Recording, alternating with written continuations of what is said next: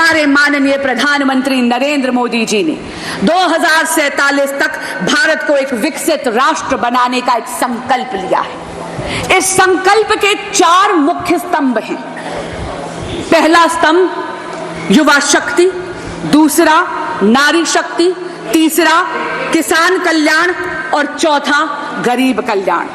अध्यक्ष जी, यदि आप युवा शक्ति की बात करते हैं तो किसी भी प्रकार का अवसर यदि आप भारत की युवा शक्ति के समक्ष प्रस्तुत करते हैं तो उस अवसर का लाभ लेने के लिए युवा शक्ति चूकती नहीं है। शिक्षा के पर्याप्त अवसर हुए, इसके लिए मोदी सरकार ने 1 दशक में 7 नए IITs, 16 नए ट्रिपल IITs, 7 नए IIMs, 15 AIIMS hospitals, 315 medical colleges और 390 नए विश्वविद्यालय स्थापित करे हैं। स्टैंड अप इंडिया और स्टार्टअप इंडिया की अगर हम बात करें तो इन 2 योजनाओं के कारण अध्यक्ष जी, देश का युवा जॉब सीकर की जगह जॉब क्रिएटर बना है। इस जॉब क्रिएशन से वेल्थ क्रिएशन की तरफ वो अग्रसर है।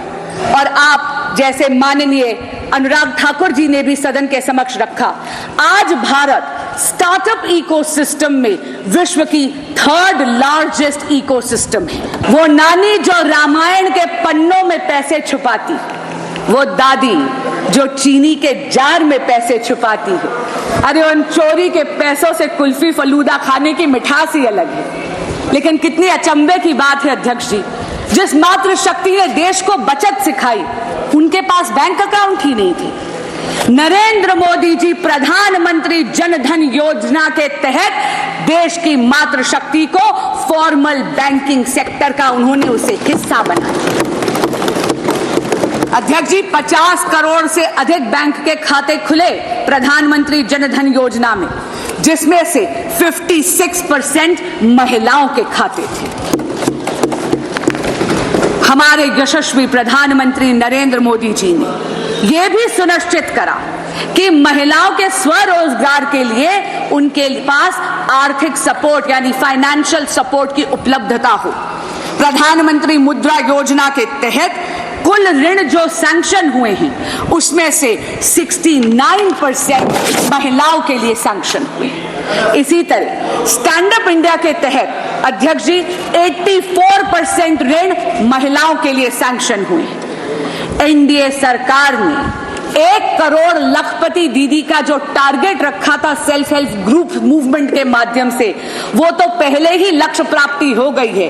इसलिए मोदी सरकार ने अब ये लक्ष्य बढ़ाकर 3 करोड़ महिलाओं को लखपति दीदी बनाने का। इसका मतलब है at the heart of these laws is not only deterrence of law and punishment but also a sense of reformation. इन सभी ट्रांसफॉर्मेटिव, फ्यूचरिस्टिक, पाथ ब्रेकिंग कारणों के कारण ही भारत ने एनडीए की सरकार को तीसरी बार पूरा बहुमत दिया है। पर अध्यक्ष जी, विपक्षी गठबंधन ऐसा प्रदर्शित करता है जैसे कि नारायणी सेना इनके पाले में खड़ी है। पर अध्यक्ष जी, इतना जरूर कहूंगी, कृष्ण तो कर्म के कायल हैं, इसलिए उनका आशीर्वाद तो नरेंद्र मोदी जैसे कर्मयोगी पर पुनः बरसा है।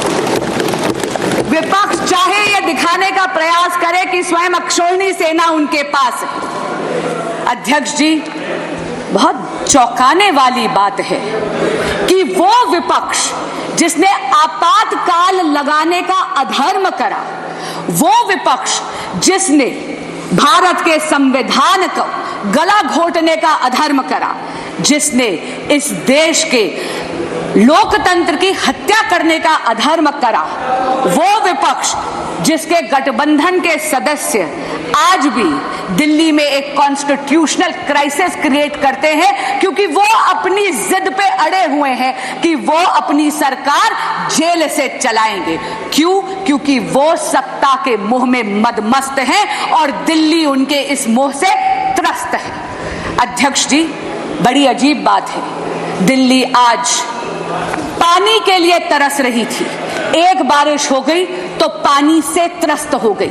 लेकिन ऐसा लगता है कि विपक्षी गठबंधन में या आम आदमी पार्टी में एक आपातकाल और एक अकाल पड़ा हुआ है कॉम्पिटेंस का और टैलेंट का। और इसीलिए माननीय मुख्यमंत्री अरविंद केजरीवाल जी मुख्यमंत्री की सीट को जकड़ कर बैठे हैं। मैं पूछना चाहती हूं, ऐसा विपक्ष जो पॉलिसी पैरालिसिस का अधर्म करता है, जो लैक ऑफ गवर्नेंस का अधर्म करता है, वो धर्म की बात कर कर इस सदन में कैसे आड़े आ सकता है जब ये सदन इमरजेंसी की रेजोल्यूशन पास करना चाहता है, इस इमरजेंसी का खंडन करते हुए। अध्यक्ष जी, मुझे एक प्रसंग याद आता है। महाभारत में युधिष्ठिर को जब अकर्मण्यता ग्रसित कर गई तो वो पितामह भीष्म के पास गए। पितामह भीष्म ने युधिष्ठिर जी को सुशासन के कई सूत्र दिए, लेकिन एक मूल मंत्र भी दिया, और वो मूल मंत्र था यतो धर्मस्य ततः कृष्णो, यतः कृष्णस्य ततो धर्मः। जहां धर्म है वहां कृष्ण है, जहां कृष्ण है वहां विजय है। अध्यक्ष जी, धर्म तो नरेंद्र मोदी जी के ही पाले में खड़ा है। लोकतंत्र में मतदाता देवतुल्य होता है। 6 दशक में तीसरी बार लोकतंत्र में भारत के देवतुल्य मतदाता ने विजय श्री का आशीर्वाद एनडीए की सरकार को नरेंद्र मोदी जी के नेतृत्व में दिया है।